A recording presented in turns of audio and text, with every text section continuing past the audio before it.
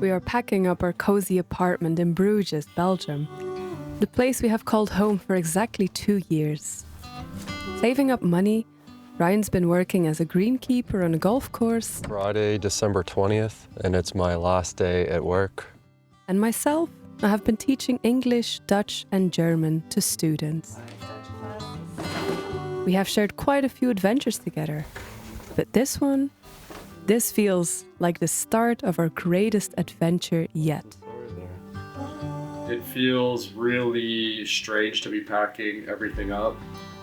The bed and all the furniture and the entire rest of the house is gone. So we're here sleeping on our camping mats and ready to go live off the bike. It's been a beautiful apartment and I'll miss it. I'll miss it a lot. Bye, clothes. Bye.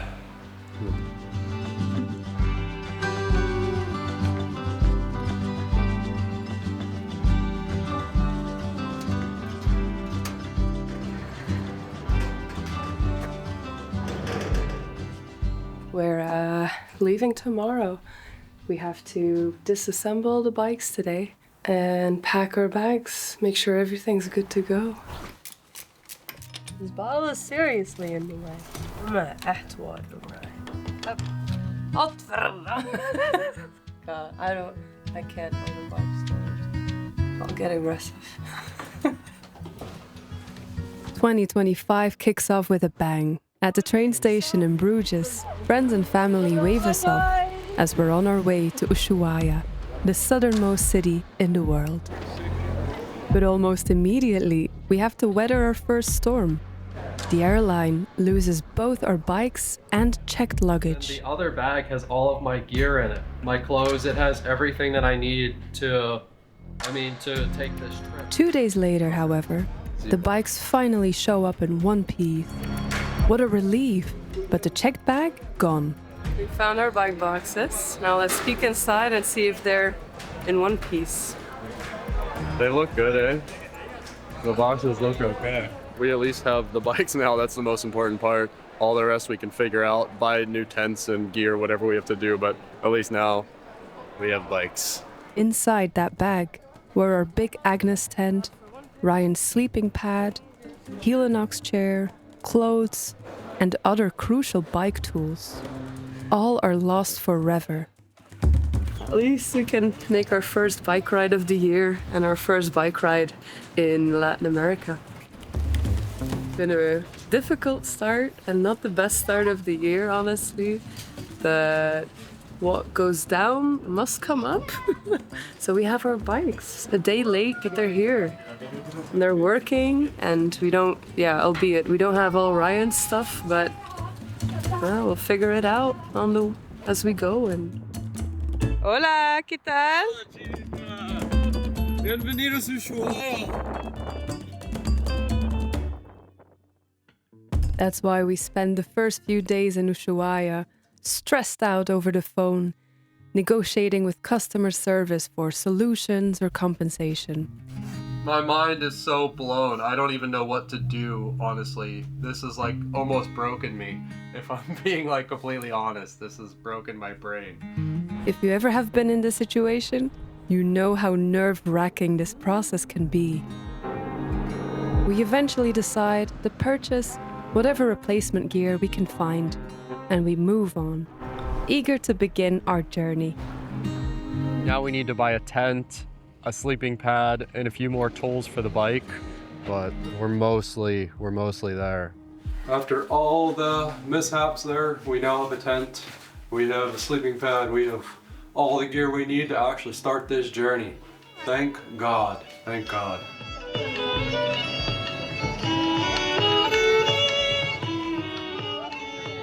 Today, we bike to the end of the world, we camp there, and we start our trek.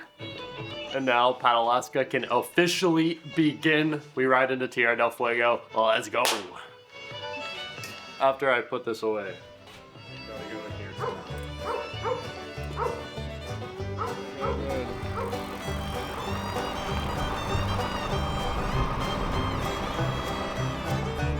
Hola, ¿cómo está? Sí, y el precio es 30.000, no es 40.000. Es 30,000. Okay, para los dos o... Por persona, por Okay, ¿sí? and con la bicis, it's... Okay. Sí, se pueden pasar. Okay, Nada más. okay. ¿Puedo Los pagar? vecinos pueden hacer senderos con la bici, ¿sí? Dejan la bici ahí.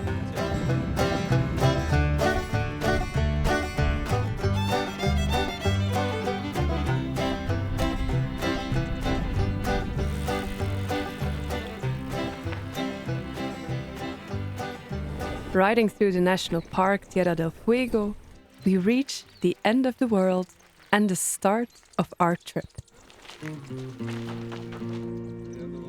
La Papaya.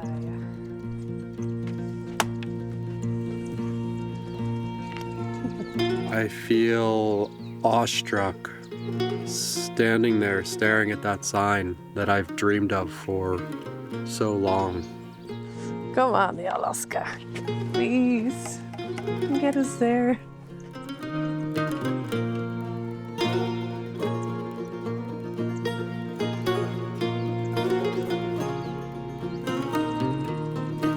Mostly I'm very happy to be back in nature and just the quiet, a simple life again. Eating the food that we carry in our backpacks and living with the gear we carry. Hello, friends and family. Elsa says goodnight as well. She's in the tent sleeping, or almost sleeping. I'm editing all these videos as we go, so I really hope that you, enjoy the journey. And I wish you all the best. Good night, buenas noches. For 2 weeks, we are following the Fin Del Mundo, a bikepacking route that runs 682 kilometers long throughout the island of Tierra del Fuego. There's not that much elevation gain, so the route can be considered fairly easy, unless you decide to ride it from south to north against the headwind. And if you know us a bit by now, you know that we're up for a challenge. Yesterday a gust blew me into some soft gravel like a meter or two, and then the front tire washed out and the bike went down. Day 1 starts with a nagging feeling about having lost our water filter in the lost bag. The water sources on this route aren't very good. We hear stories of giardia and livestock contamination. But 1 kilometer into the route, we meet a friendly Canadian bikepacker who gives us 10 of his water filtration tabs. As always, the trail provides and gives you exactly what you need. Leaving the streets of Ushuaia behind, we turn on a gravel coast road that closely follows the coastline. And pretty soon, the narrow forest trail forces us off our bikes, and so the hike-a-bike begins. Bye-bye, Ushuaia. All right, this is the end of the pavement and the start of the hike-a-bike. They say it can take 4 to 6 hours. We push our heavy bikes up and down the grassy forest paths.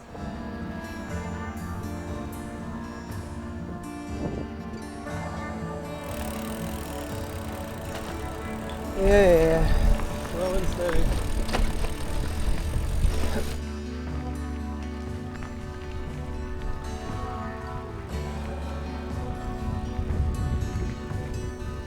It's scary with all the gear, because when you go down so fast.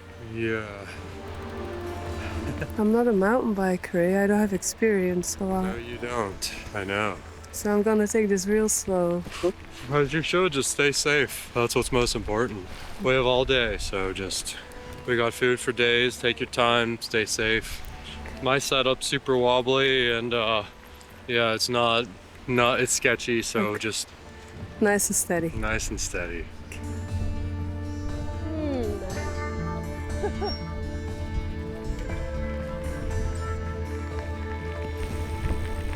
This is beautiful. Wow.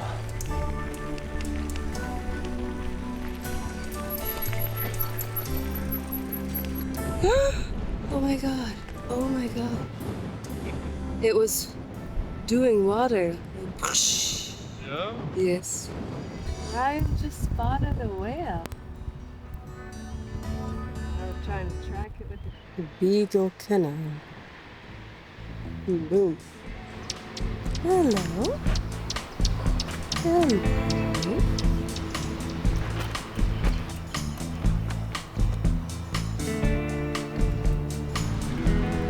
After the first river crossing, over Rio Encajonado, we are on our own. No more tourists, no more hikers. It's just us now. We are fording the Rio. The name escapes me, but we're fording the river that flows into the ocean, and our bike trail is on the other side of the river. So shoes off, and here we go.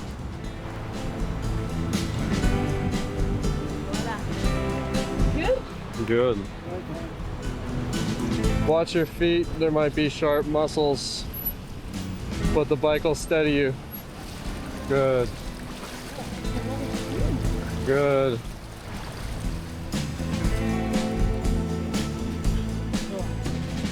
On top of a hill, overlooking the Beagle Channel, we set up camp. It's quite late in the evening, but the sun is still shining. During summer, nights here have barely 4 or 5 hours of darkness. The wind has completely died down, and we fall asleep to the soft crashing of the ocean waves, blissfully unaware of the horrors of the next day.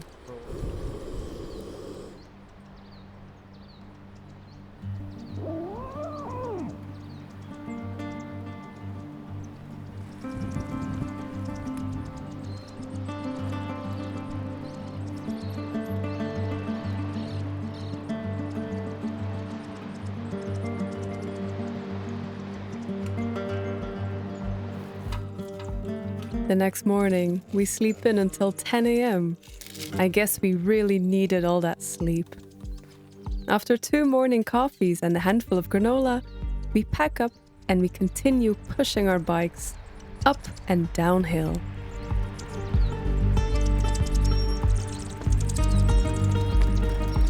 We're day 2 into the hike-a-bike, and things have gotten really difficult. It's been super overgrown, rocky, rooty, narrow trail with really sharp plants tearing at our arms and our legs and trying to rip parts off the bikes. Oh, you're not quite an adventure, Benny. It's a really difficult, challenging start to this adventure. Oh, I'm sorry, bike. We're stubborn people, and the views where we are, it's worth it. Honestly, this part of the route is pretty challenging. Now we got the hard part. All the route is nice and slow. Oh, mud doesn't like to let go. Together, we carry our heavily loaded bikes over tree trunks, overgrown trails, and muddy slopes. Bloodied and dirty and tired, we teamwork our way through the morning. But trust me, there's a lot of cursing. Once we're out of the trees, we follow the coastline for a while across a pebbles beach. Ready to ford? One more river crossing leads us to an abandoned farm. And for the first time, we're able to bike again. Hallelujah. Hike-a-bikes really makes you appreciate the little things in life. With a mountain range on our left and the seaside on our right, we ride into the night over flowery grasslands, and we set up camp in the military area.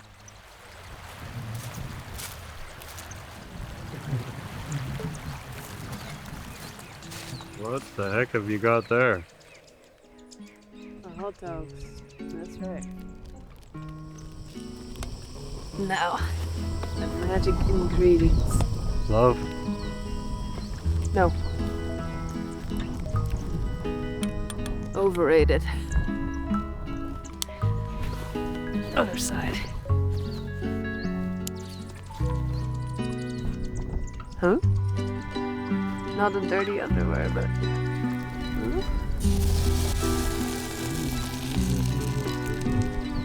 How is it? Good. Very good. Well earned. Yeah, we ever did it.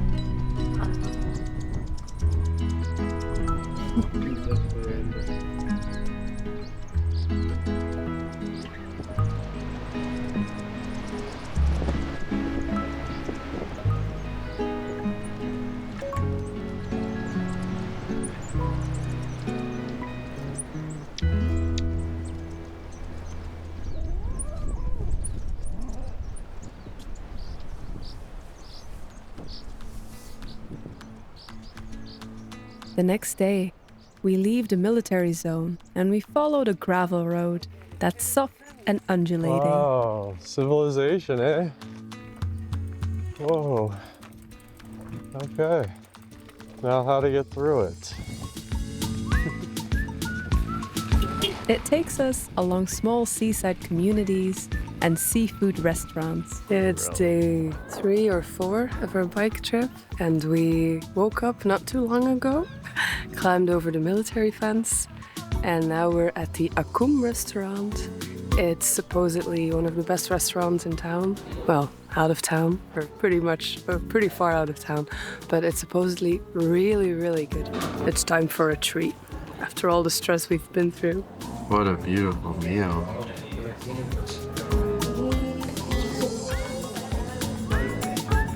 You've made a little friend, eh? Yes, I wouldn't call him little. No, he's not little.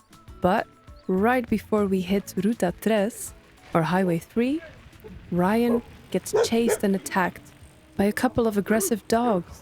Hey! There's about 4 or 5 of them, and the alpha dog is not letting Ryan pass through. We try shouting at them, and eventually we have no option but to throw rocks at them to secure our safe passage. We're getting pepper spray as soon as we can. Aggressive behavior of dogs is something that we're afraid of on this trip. So if you have any tips or tricks, feel free to share them with us.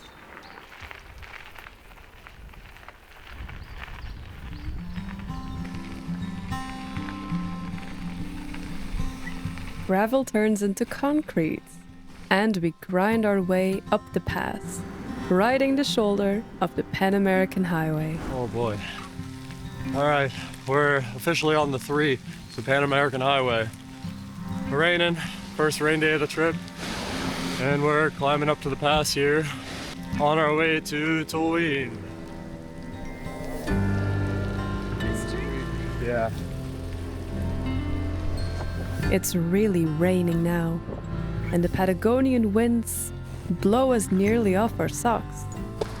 Teeth chattering, we hide in a small local restaurant, where we're surprised by live music and the best empanadas on earth.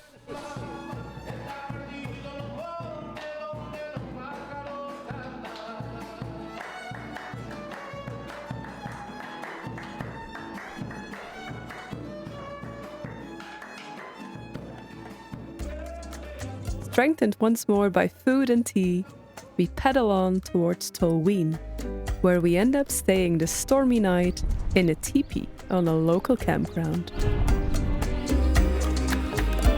What is this? There's really nice tuna with olives.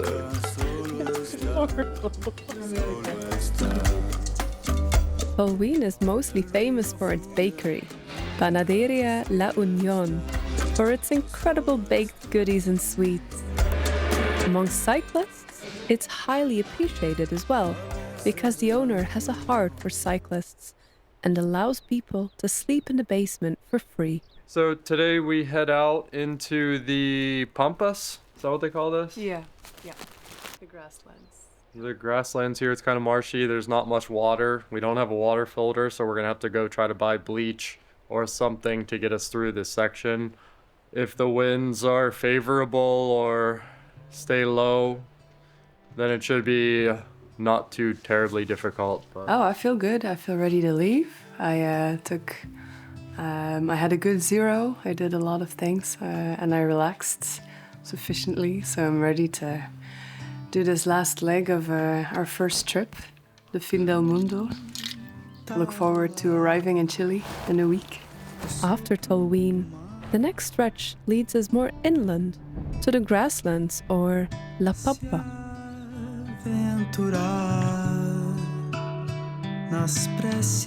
Thousands of shades of yellow and brown.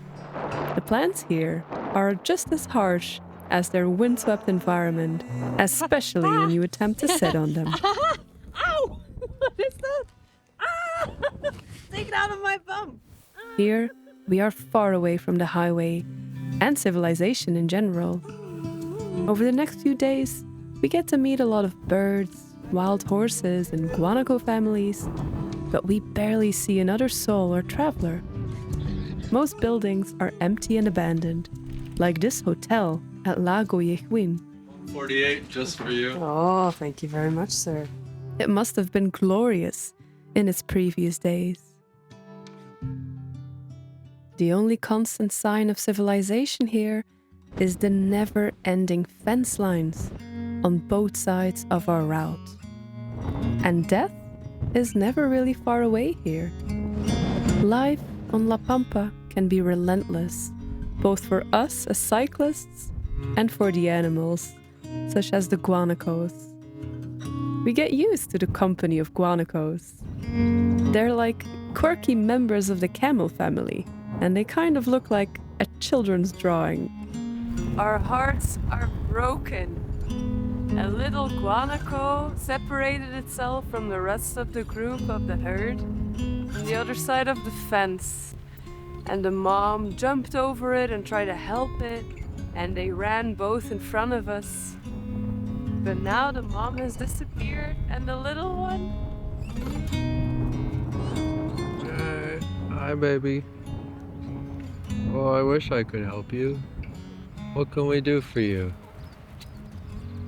Having enough water on the route worried us slightly, since we're without a water filter now. Right now we've got capacity for about 5 liters of water, 1.5 liter bottles on the forks and on the down tube here, and then another liter up top. So I might try to pick up just a Pepsi bottle or something to stick in here just to give us a little extra water.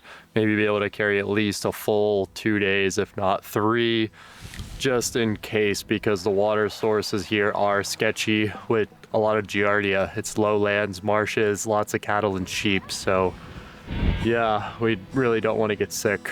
That's why we're extra grateful for the few estancias here that we cross paths with. Estancias are like cattle ranches, and the families that live here are really kind. They always give us water when we ask them to. The first few days back in the saddle, we're making good progress. Until we aren't. What? The wind just spun me around and sent me flying. Is that what happened? Yeah. I didn't do anything, it just... Going the other way, stupid cow. Oh. With sudden wind gusts of 85 kilometers an hour, we barely manage to stay seated on our bicycles. I thought I knew wind from Belgium and the sea, the North Sea. Turns out I don't know wind at all. I can't ride my bike. Our average distance drops to 40 or 50 kilometers per day. Our only hope is that when the road turns to the southwest, that we can catch a bit of a tailwind and that it'll push us across the border and for the next 40 kilometers to a little town. Out here, there's no place to hide from the winds. Everything is bare and barren, and there's barely any tree coverage. Oh my god. Oh. We try and find refuge in animal shelters or whatever bush that we can find, hunker down in the tent, and desperately wait for better weather.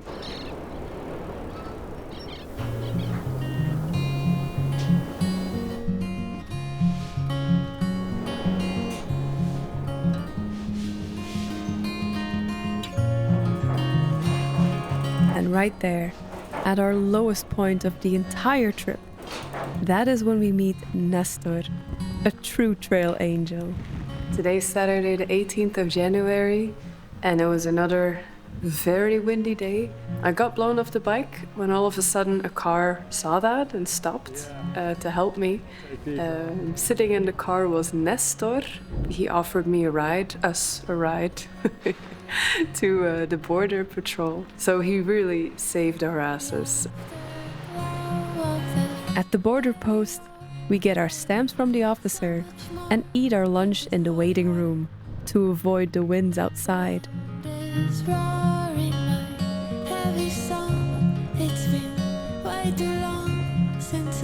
After lunch, the wind has died down a little bit and we ride into Chile. Country number 2. Bye bye, Argentina. The custom officers in Chile are incredibly kind, and they even let us use their shower as a favor.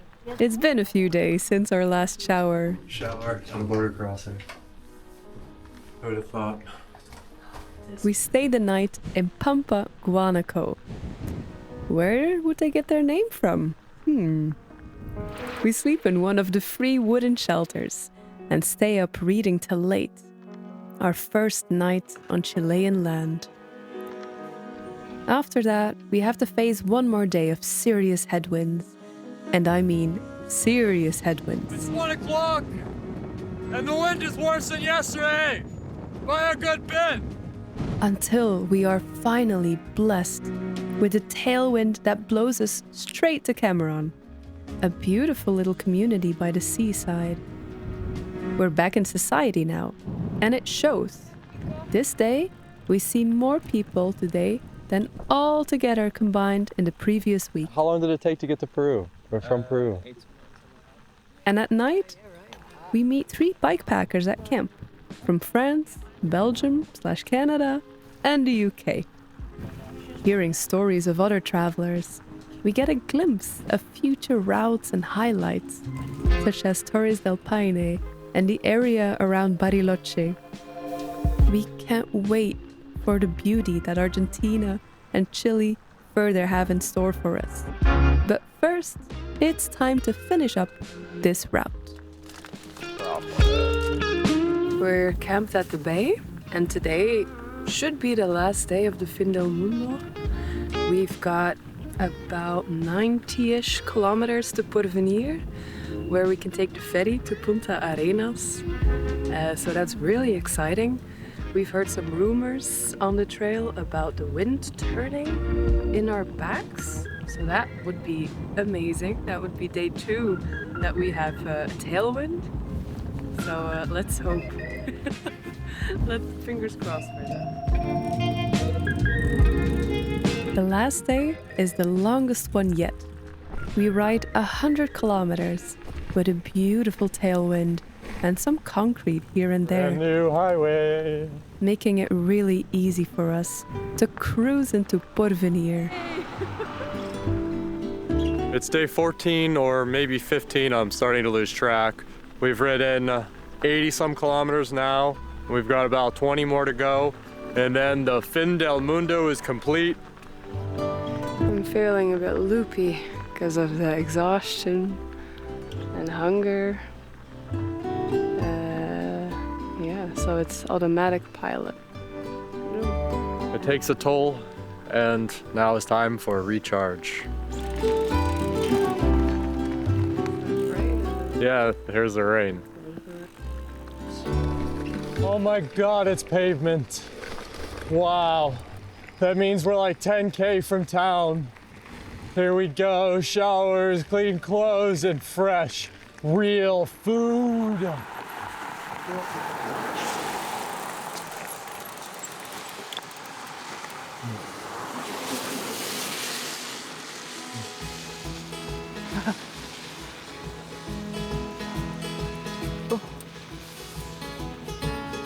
You did it.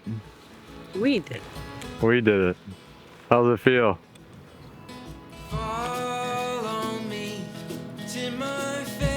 Beautiful start. And beautiful journey. Yeah. From there, we take the ferry to mainland Chile.